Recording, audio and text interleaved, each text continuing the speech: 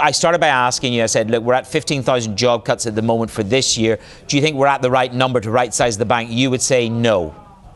Yeah, sadly, I mean, with a headcount over 200,000, the industry's only going one way anyway. I think this is an interim CEO, so if he becomes the full-time CEO, then you can expect more. Whoever comes in is going to want to make their mark. So this is a sensible kind of mid-term step, but definitely headcount is only going one way, and within a couple of years, you'd expect it to be comfortably below 200,000, which kind of tells you the quantum to go.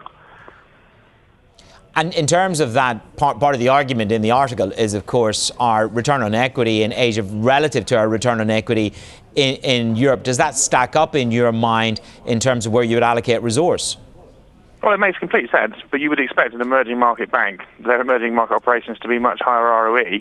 I think the issue you've got is French retail is a horrible place to be. UK mortgages, because of ring fencing, they're growing aggressively there, and it is a battlefield there. They're very, very competitive. And as well, think about the investment bank. It's massively underperforming. They need to cut more fat. So unfortunately, that probably means the offices in Canary Wharf. So London and Europe makes complete sense. The other question mark will, of course, be the US has been a huge underperformer for a very long time now. They put it front and centre of what they need to do.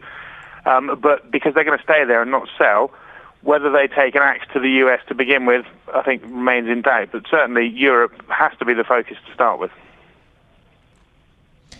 Very briefly, is this Noel Quinn's stake in the ground to get the top job permanently?